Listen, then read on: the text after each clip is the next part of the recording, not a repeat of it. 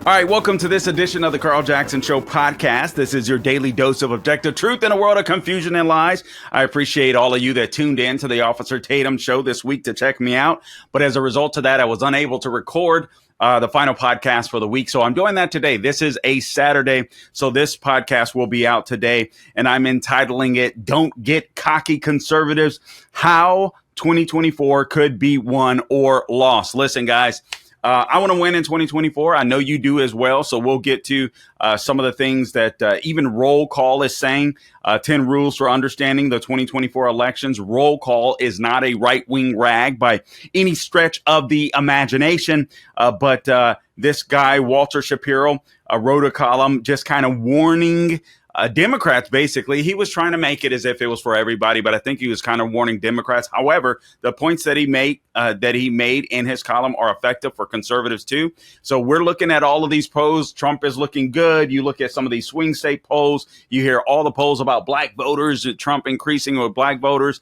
And if we're not careful on the right, what could happen is we could assume that we're just going to run away with this thing because we understand how bad the economy is. We understand that, it's getting harder and harder to buy groceries. People are skipping meals now. You guys may have heard the news earlier in the week that the costs to own a home are up 26%, and that's not including the mortgage. I mean, it's absolutely insane. People are going broke under this administration, and it is intentional. There's no doubt about it. But we've got to win. We have to win. You guys may have heard the news too that U.S. and Saudi Arabia, the petrodollar pact has ended after 50 years. So now the U.S. dollar that was used basically as the global currency, the dominant currency for purchasing oil all around the world, all around the globe, that has ended. I didn't even know that. You know what I mean? I didn't even know that it would just expire. So it just expired and it's not being renewed under Joe Biden. So now, obviously China is going to try to swoop in. Maybe India. I know India is a closer, is a friend, quote unquote, with the United States of America. But India is going to work in their best interest. And while America sinks, there's going to be other countries that want to go for the gusto, that want to be numero uno. The petrodollar is one way to do it. I spoke to Jim Nails, an economist and supply chain expert. He writes for the Daily Wire and the Washington Examiner last night on Officer Tatum Show. But this alone, if this is not restored, could bring the value of the dollar down 25 to 50%. Absolutely insane. Let me just read some of the repercussions of this. If this maintains, oil being dominated in U.S. dollars alone has significance beyond the categories of oil and finance. This from NASDAQ. By mandating that oil be sold in U.S. dollars, the agreement elevated, talking about the petrodollar agreement between the U.S. and Saudi Arabia that just expired. By mandating that oil be sold in U.S. dollars, the agreement elevated the dollar status as the world's reserve currency. This, in turn, profoundly impacted the U.S. economy. The global demand for dollars to purchase oil has helped to keep the currency strong, has helped to keep the American currency, the dollar, strong, making imports cheap for American consumers like you and I. But if we don't restore this petrodollar agreement, if the dollar is not the world's currency when it comes to buying oil, that is going to change. The dollar won't be strong. Our ability to purchase imports, that's going to rise. So what that means is we're going to have to start manufacturing quick, fast, and in a hurry inside of the United States. And that's not something that you can turn around in a month or a year or two, or perhaps even 10. So this is what makes this so alarming. Additionally, the influx of foreign capital into the U.S. Treasury bonds has supported low interest rates and a robust bond market. So guys, there's another reason that we have to win in 2024. If you think things are tough now financially, imagine if the dollar loses 25% overnight and 50%, within several months or a year. It would be absolutely insane. Everything would just double, and it would be insane. All right.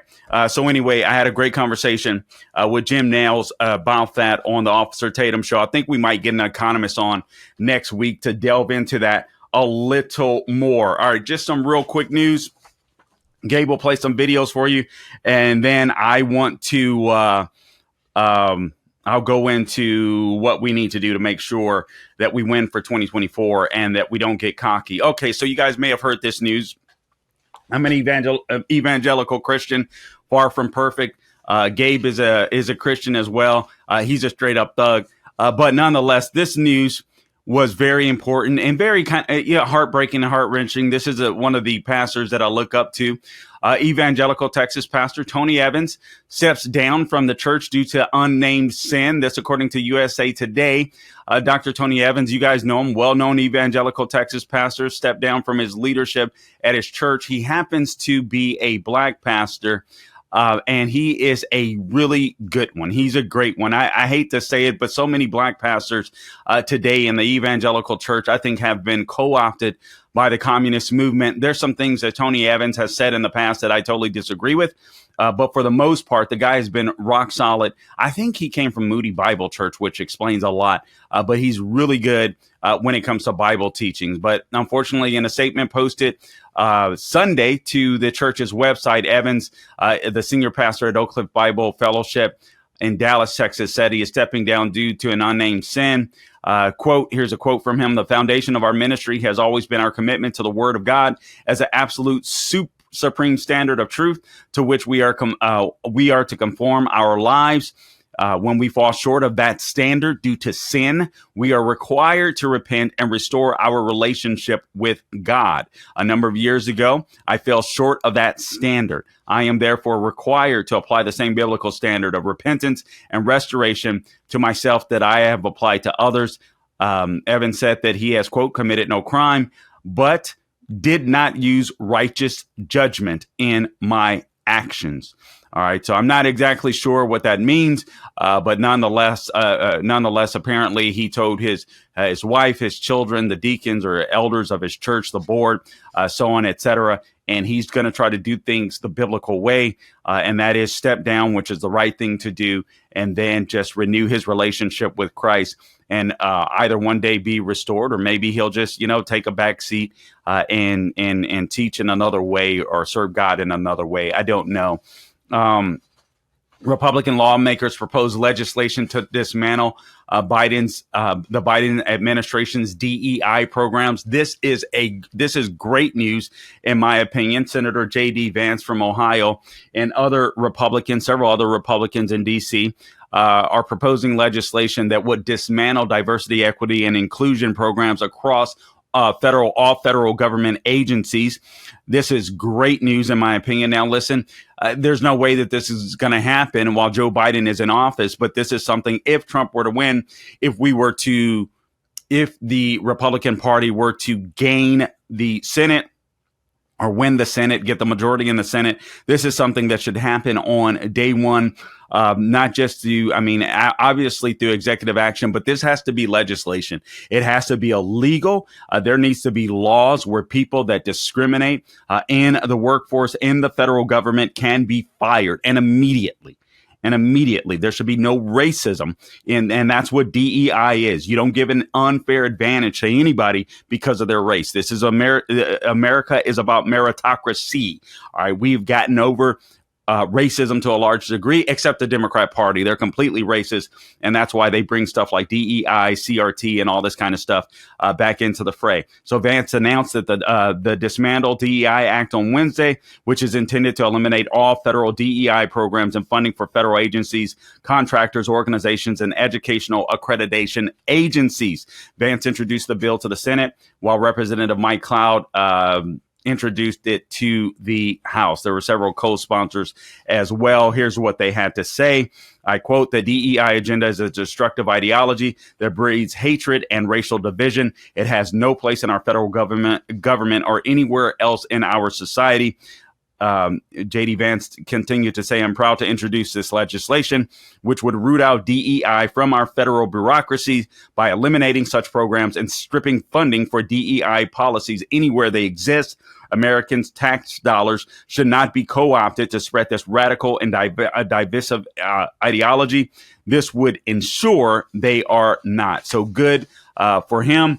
That's very, very important. And another bit of news I'm sure you guys heard about, Putin's fleet of warships in Cuba is a direct warning to Biden, according to experts, had tipped Fox News. So earlier this week, a fleet of Russian warships entered Cuban waters on Wednesday as they prepare to hold military drills in the Caribbean. So some people say this is not as big of a deal as we're making it out to be. BS. BS. I'm sorry.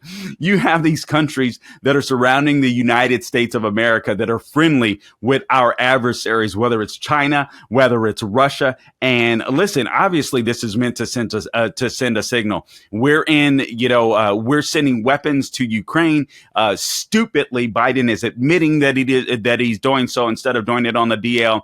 So Russia is saying, hey, listen, you know what? I can get close enough to do some damage to the United States if I want. And quite frankly, it is Joe Biden that is emboldening Vladimir Putin, in all honesty, because look, he just signed a deal to stop exports of liquefied natural gas from the United States of America. Who needs liquefied natural gas? Europe.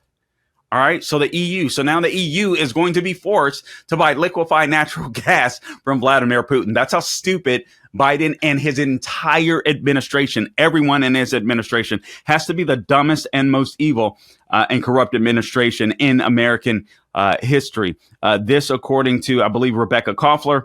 Putin wants to be close to the U.S. homeland at this time when the Russia-Ukraine crisis is on a highly escalatory trajectory, given Biden's authorization to Ukraine. If something goes wrong and Ukraine strikes critical targets in Russia close to major cities, the Russian military can enable the Cubans to strike targets inside the U.S. or strike U.S. interests. Oh, my Lord. We've got to get this man out. We have absolutely got to get this man out. Joe Biden claims Hunter would have received a plea deal if I weren't running for re-election. Moron, you run the DOJ. You know that Merrick Garland is at your beck and call. The truth of the matter is Hunter Biden would have gone to jail a long time ago were his name not Hunter Biden. All right, we all know that's true. Oh, and by the way, he would have been prosecuted for all of the crimes that are on his laptop if his name were not Hunter Biden. Joe Biden is a liar. Joe Biden is he's just a political hack. That's all he's ever been.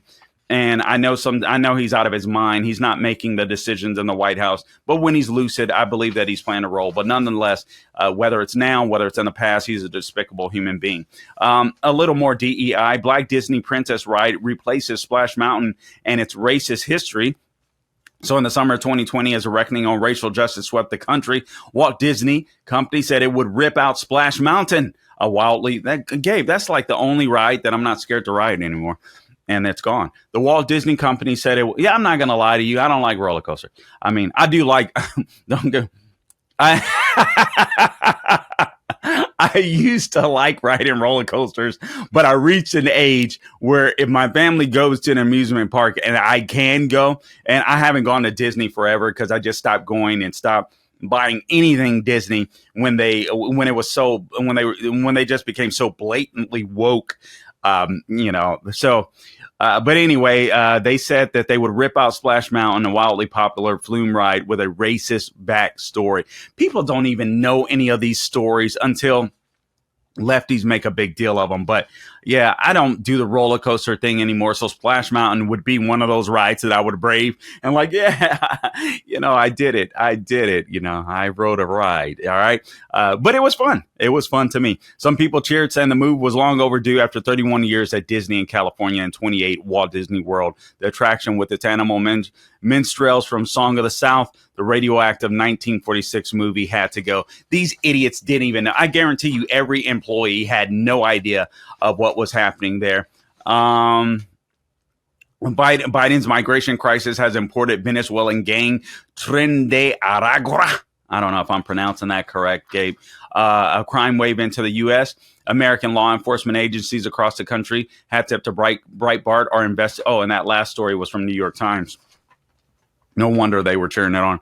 Investigating at least 100 crimes perpetrated by suspected members of the vicious Venezuelan street gang named the Tren de Aragua. Guys, just get used to this. because as more illegals come into this country that are unassimilated, you're going to see crime increase, and you're going to see crime increases in places that you didn't expect or you wish had never happened. All right, listen, guys, today's show in part is brought to you by MyPillow.com. Mike Lindell at MyPillow. You guys may not know this, but actually, if you're listening to this podcast, and I'm sure you do, but he's lost the support of box stores, also the shopping channels. But they've tried to cancel the man. But here's the deal. He still has great products, American-made products, and right now there's a $25 extravaganza. So when Mike started MyPillow, it was just a one-product company, but with the help of dedicated employees, they have hundreds of products, and right now he wants us to get the word out. $25 extravaganza, two-pack multi-use MyPillows are just $25. MyPillow sandals, $25. There's six-pack towel sets, $25. Brand new pack of dish towels, you guessed it, $25. And for the first time ever, the premium My Pillows with all the new Giza fabric, just $25. Orders over $75 will receive free shipping too. All you have to do is go to mypillow.com. That is mypillow.com. Use the promo code Carl or give them a call at 800-858-0263. Again, that number is 800-858-0263. That is promo code Carl, C-A-R-L. We don't spell it like the communist here, all right? So I appreciate that. Also, guys, don't forget carljacksonmerch.itemorder.com, carljacksonmerch.itemorder.com. Plenty of t-shirts available for you. Skin ain't sin.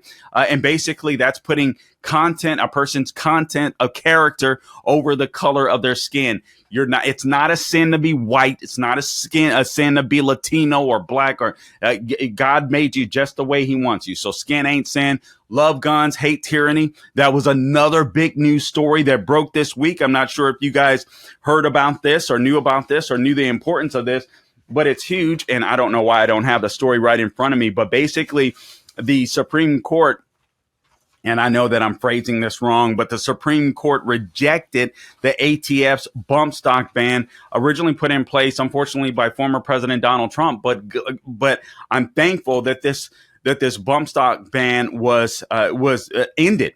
And here's why. I think a lot of conservatives are framing this wrong.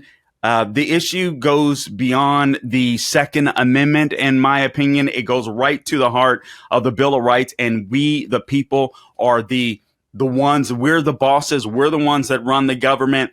And then you have this agency, these bureaucratic agencies like the ATF that circumvent the will of the people, that aren't accountable to anyone, that are making rules and regulations that just simply should not be. So this was a strike against the ATF. This was a win, regardless of whether or not you like guns. This was a win for you, all right, because this empowered you over the ATF. So good call by the Supreme Court of the United States of America. You like that, Gabe?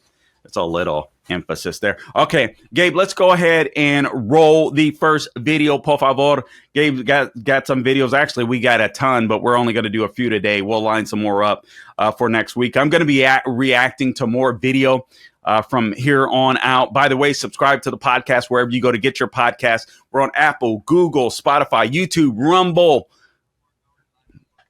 We're live on Mondays, all right? So you can check us out live on Mondays on YouTube, and we will be live on some other outlets if I can ever figure out the passwords. Just being a little bit. Why are you gay? Why are you gay? I got to admit, I'm going to tell the truth here. Listen, not all things in radio are original to certain, hosts, but when they're funny, sometimes people copy. I'm copying. I'm not going to lie. I heard Jesse Kelly playing this, or his engineer playing it. I heard Dana Lash's engineer playing it. I was cracking up lying. Gabe just found it. And so every once in a while, we'll be playing, Why Are You Gay?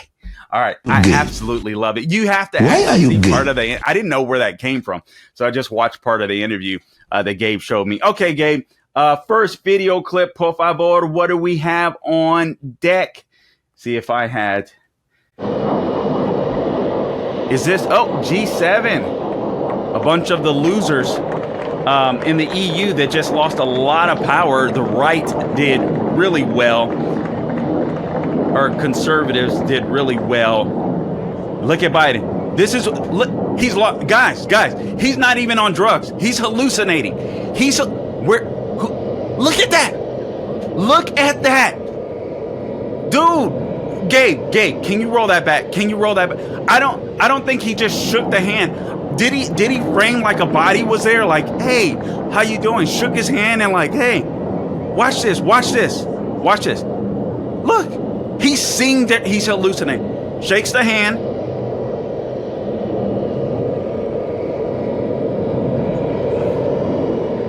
Dude, he is lost. That guy is lost. He is gone. That brain is mush. That brain is fried. I'm not trying to be mean. That's elder abuse. And frankly, all of these people, these are leaders of the G. Look, oh my God, look at his hands. Just froze. He doesn't know what's going on. Wow. He looks like a mannequin. His hands look like guys, his brain is fried. This guy has dementia, has Alzheimer's. He is progressing right in front of our eyes. This is absolutely sad. I can't stand Joe Biden, but this is elder abuse by Jill Biden. This is elder abuse by the Democrat Party. This is elder abuse by Joe Biden's staff. As much as I can't stand this guy, for the safety of the nation, and honestly, just to be kind and compassionate, this guy needs to step aside. His family needs to have him step aside. They won't do it. Because they're a bunch of snobs and they love living the lifestyle. Meanwhile, they're destroying the United States of America. And all those European leaders, except for Meloni of Italy, took a butt kicking when it came to their parliamentary election. So none of these fools will have as much power. That's what they all get. And they're all playing along. They're trying to take advantage of the United States just like anyone else. All right, next video. But that fool is fried. He's gone. You cannot watch that video and say that he literally, he shook the hand. It looked like, you know how you'll shake someone's hand and sometimes you'll grab their elbow for like a more firm grip, like how you do. He did that and nobody was in front of him. Oh my Lord. Okay, let's roll. Next one, por favor. Oh, look at this in Los Angeles. LA City Council members Hugo Soto Martinez and Nithya Raman were on hand today to help remove the signs. They say the no cruising and no U-turn signs were put up in the 1990s to prevent people in the gay community from meeting up with other gay people. I was also surprised that these U-turn signs were still up. And at first, they seem a little, okay, it's just a no U-turn sign. But when you learn the history of it and you realize that these were used to profile gay people, it's so important that we have these removed. Shut up. The LA City Council members say the signs were put up after the gay community began. Listen. This kink month crap, that's all it is. There's nothing to be proud of. You're proud if you're a man, you're proud because you're being booty busted by another man. You're a woman and you're proud because you sleep with another woman. Nobody wants to know, no one wants to know your business. I don't even know if there's history to a U-turn sign. The only thing I see when I see a no U-turn sign is don't make a freaking U-turn. These people are so narcissistic. It is unbelievable. And that pride flag and what it represents, it doesn't represent tolerance. It doesn't represent love like you heard Pete Booty saying on CNN the other day. It doesn't represent any of that. It represents hate. It represents intolerance. And it represents kink, if we're being honest. All right, next video. Por favor, bye. What do we have next? Just to clarify, when did the romantic relationship between the two of you start? Yeah, so we get into. There's been this effort to say that okay, these exact dates are at issue. And this fool is trying not to get caught up. When did you start booty busting Fannie Willis? That's all we want to know, Nathan Wade. When did you start tapping that fanny? That's all we want to know. He knows when he started tapping that fanny, and he's doing everything possible to avoid answering that question. His attorney comes in and tries to save the day because they absolutely destroyed that case. How dumb do you have to be to take a case that is unprecedented against the president of the United United States of America. And then you're getting a buttload of money, getting paid way more, approximately $700,000, while other attorneys, other law firms involved in the case are only being paid $100,000. And you happen to be tapping the fanny of the special prosecutor and taking her on lavish vacations. This fool is in danger of going to jail himself. And so he has to be extra careful. The fact that he would even give an interview on CNN is really stupid, but I'm glad CNN kept the video going. Disaster. Absolute disaster. And it proves to you, I'm kind of upset with myself, if I'm being honest, because I'm like, if this dude could be an attorney and Tap That Fanny could be an attorney, Gabe, I probably should have been an attorney. All right. Anyway, now let's get on to this. 10 rules for understanding the 2024 elections. Don't get cocky, conservatives. All right. Now, if I go to Real Clear Politics right now, I'm just going to go on here real quick. I got to go really, really fast here. And let's see what the latest polling shows. Real Clear polling average, you have Trump up 45.4. That's national. Biden down by 8/10 of a point. All right. So 5-way Real Clear politics average, 42.6 for Trump, 39.7 for Biden. Top battleground states, Trump is up 3.3%. So you see these polls, and on Real Clear Politics, it's an aggregate of polls, all types of different polls. So you're like, we've got this in the bag. I'm looking at, this is Real Clear Politics today, Saturday morning, June 15th, 2024. And so Arizona, Trump is up 4.6%. You have Nevada, Trump is up 5.3%. Wisconsin, Trump is up 1/10 of a point, which is absolutely huge in Wisconsin. It shows Trump with a 3-point lead in Michigan, or 3/10 of a point lead in Michigan. Pennsylvania up 2.3. North Carolina up 5.3. Georgia up 4.8. So you see all these polls and you're like, Trump is going to run away with it. Trump is going to run away with it. Trump is going to run away with it. Guys, we're 5 months out, and I want to remind you that the Democrat Party has a system. That's what we're running against. We see that video of Joe Biden and we're like, no, there's no way this guy is going to There's no way this guy can win. There's no way this guy can continue to run. They're going to pass it off. They're going to hand things off at the convention. I'm not convinced of that because communists are the ones that are running the Biden administration. And Kamala Harris is a disaster. Frankly, I almost think Democrats would prefer this is just me guessing. But if they're going to lose, I think I'm almost at a point now where I'm shifting my belief. I almost think they would prefer to lose with Biden and get Kamala Harris out of the picture so that they can, and then just try to focus on the Senate and the House. I'm not sure. But nonetheless, don't get cocky because we're still 5 months out and we don't know what's going to happen that could change these polls. And we don't even know how accurate these polls may be, given some of the news I'm going to give you real quick. All right. So 10 rules for understanding the 2024 elections. Remember that presidential polls on the eve of the election can be very wrong. So pollsters have been, this is from Walter Shapiro of Roll Call, not exactly a right-wing rag, actually a left-wing rag. All right. Pollsters have been muffing it since the Literary Digest survey in 1936. He writes, awarded the election to Alf Landon, who ended up carrying just 2 states against FDR in 2012.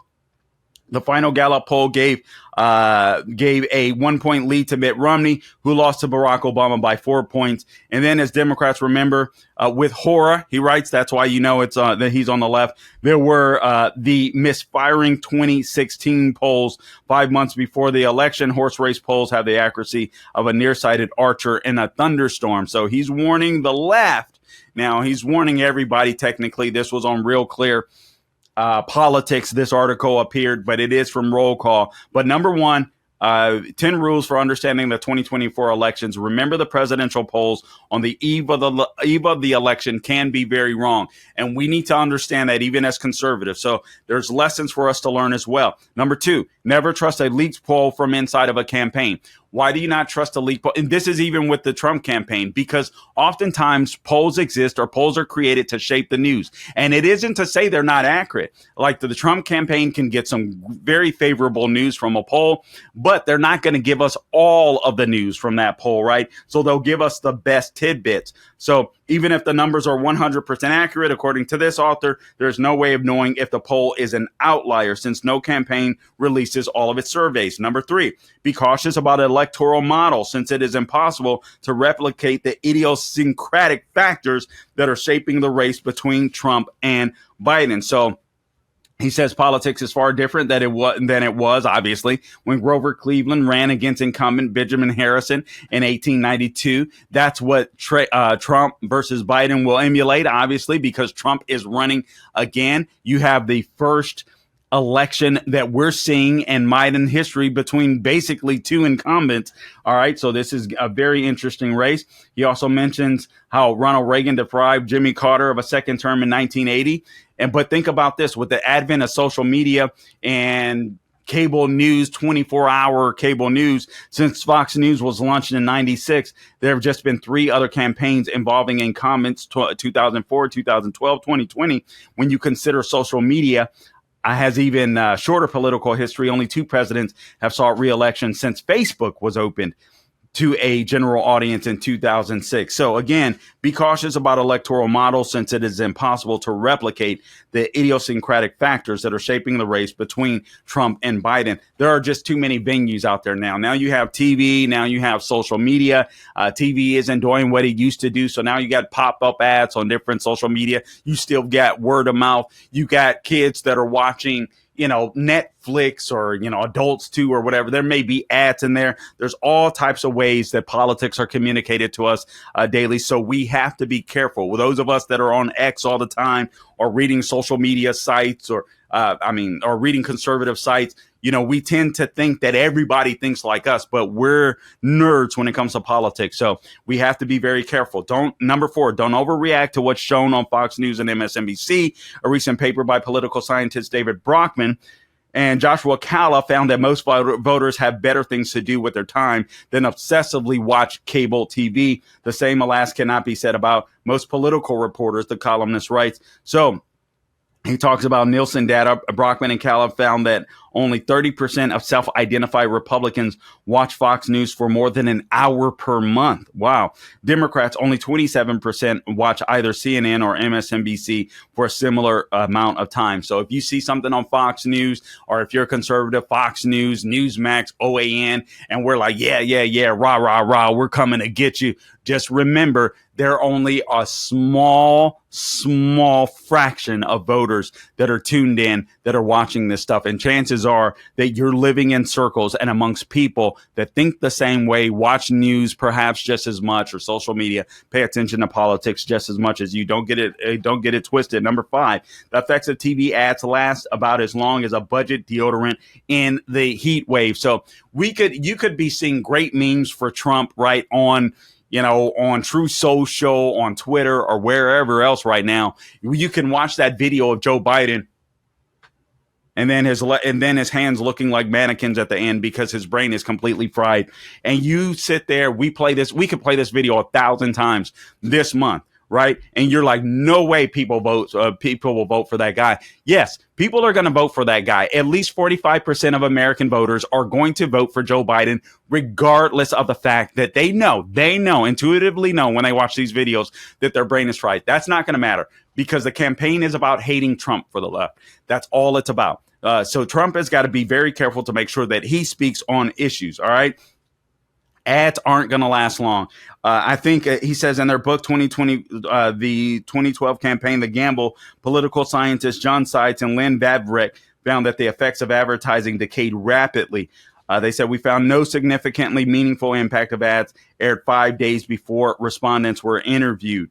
Media consultants undoubtedly vigorously disagree. What seems certain is that a supposedly killer ad aired in June or September will be forgotten by Election Day. All right, that is so true. That's why the laptop story was so important with Hunter Biden, because it hit just about a couple of weeks outside of the election. Number 6, remember that swing voters see TV ads amid the clutter of other commercials. So we see stuff and we're like, surely it's going to affect those swing states. Remember all those states that I just named that Trump is up on Biden at. The last 60 days of an election is where a lot of money is spent, and there's a big discount. This actually segues into number 7. Understand there is, in effect, a super PAC tax. So 60 days before an election, if you're a candidate, your ad rates go down. All right. So a campaign, their ad rates go down. But if it's a super PAC, your rates remain the same. So for those of you that don't think money is important in politics, it's very important, and especially in the last 60 days. So we got to help a brother out. When I say Trump, I don't just mean Trump. I mean senators. I mean House of Representative candidates. I mean city commissioners. Listen to me. You're not MAGA if your city, if your county isn't MAGA, if you aren't working on that as well. It's not just not just national elections, because Trump is going to be a lame duck within a year or two, whether you like it or not. That's just the facts of Washington, D.C. So you better make sure you make your area red. Number 8, remember there has never been a June presidential debate. So be skeptical about any glib after action assessments of who won and what it ultimately means. Guys, I got to tell you, I'm going to be helping to cover that debate for the Salem News Channel with Andrew Wilkow. And the debate is being done very early. And I think in part to stop the bleeding from the Biden campaign, but also many have said, and I don't disagree with this, that the Democrats want to get it out of the way. But I think Biden's polls are sinking. Democrats want to try to stop the bleeding. They're hoping a debate will help. And you know that Joe Biden will be hopped up on cocaine, Red Bull, or something to make sure that he looks alive, if in fact he doesn't find an excuse to get out of the debate. Number 9, political conventions are infomercials and nothing more. We all love our own political conventions. They aren't going to mean jack on election day. Number 10, third-party candidates generally shed support in the waning days of a campaign. So RFK Jr., I think, I don't know what type of impact he is going to have on the race. It appears that he's still pulling more from Biden than he is from Trump. And I think he's doing that now because he's got this left-wing VP. But I don't think he's going to have I think he's going to have an impact. I just don't believe he's going to have as big of an impact in 2024 as I thought initially, because I think he followed the wrong strategy. I thought he came in the race to try to take from Trump and Biden. Now it looks like with this left-wing VP, he's just kind of floated to the left. I don't think you get as many votes there. I think people that want to win on the left, they're going to say, I don't want a chance a Donald Trump presidency. That's the way they think of Trump. We just got to be honest. I don't want a chance a Donald Trump presidency by voting for RFK. So I think he's going to get fewer. All right, just real quick as I close this out. This Sean Fleetwood of the Federalist wrote an excellent column. I don't know if you guys know, but in Ohio, there was a race. Where was it at? Ohio's 6th district. I'm seeing it now, congressional district. So we had a Republican and a Democrat running. Now, remember, Ohio is a red state where the voters act like rhinos and the politicians do too. I don't know what it is. It is weird. It's more red than Florida and Texas, but you would never guess it. All right. But nonetheless, there was a district and Republicans eked it out, but there was a special election that we won by 30 points, even in 2020. The candidate won this special election that happens to be a Republican this year, but only won it by 9 points. Now that's huge. That's huge, but it's not 30 points. So it tells me that there's some Trump fatigue, there's some Biden fatigue, and there's people that genuinely, for whatever reason, the RNC that aren't paying attention. And remember, I'm not sure exactly how it happened, but he makes mention of Kentucky's governor. We underperformed in 2023 in special elections, big time. We underperformed in the Nevada Senate race in 2022 with Adam Laxalt, when the polls were showing that he was up, and then literally days before the race, and then we lost. And Democrat Senator Catherine Cortez Masto ended up winning by 3.4 points. So we have to remember these. We have to remember these things. The same was true with Carrie Lake in the gubernatorial race. And listen, guys, I understand there were shenanigans that happened, but I need you to understand that we have to come out and en masse in order to win. As I heard Donald Trump saying, too big to rig. Too big to rig. I wish I could get his voice down. I think he came up with that slogan. I think Charlie Kirk gave him that slogan, if I heard correctly. But just understand that Republicans have been underperforming in these special elections. Democrats have been overperforming. Our saving grace, we hope, is that more people will pay attention to the elections in the fall and show up en masse. That's got to happen. You got to get a friend out. You got to get a neighbor out or a family member out. Donate. Like if you've never donated before, consider donating to a candidate and a real conservative. I don't care if people say they're America First or MAGA. I want you to check out their Liberty Score. There's even some endorsements that Trump has made because he wants unity, and I get that. But he's endorsed some rhinos. Listen, don't vote for the rhino. Ultimately, the conservative is going to be better for MAGA, better for America First, and better for you when Trump leaves office. So make sure, even with the Trump endorsement, you look at a person's Liberty Score. Like Bob Good, he endorsed a rhino or a moderate over Bob Good. And I know the guy is a Navy SEAL, but I'm sorry, he's like a Dan Crenshaw over Bob Good from the Freedom Caucus. That's insane. I'm sorry. I love Trump. But you have to make sure that you protect yourself as well, because you know the commies are coming for you. But all of that to say, don't rely on the polls. Don't rely on the polls. If we want to win 2024, it's up to us. There is some good news, though. I do want to just share this as we close out. RNC declares victory in judge ruling on Michigan Secretary of State's signature verification rule. So I want you to know Michigan has done everything after the 2020 election and even 2022 to make it extremely difficult for Republicans to win in Michigan. So a Michigan judge partially ruled against Democratic Secretary of State Jocelyn Benson's lenient guidance on signature verification following a lawsuit brought by the RNC. Good job, RNC. This stuff is coming. The problem with having Ronna McDaniel in for so long, and this is why I'm perturbed that Trump did endorse Harmeet Dillon a couple of years back, is because we would have already dealt with this stuff. And now you're leaving Michael Watley, I believe is his name, and Laura Trump to try to deal with this stuff right now, where it may be too little too late, but we hope not. Guys, show up and show up en masse, not just for the national election. Find out who the true conservatives are all the way down the ballot. All right, guys, I appreciate you tuning in to this edition of the Carl Jackson Show podcast. Until next time, don't grow weary doing good. God bless you.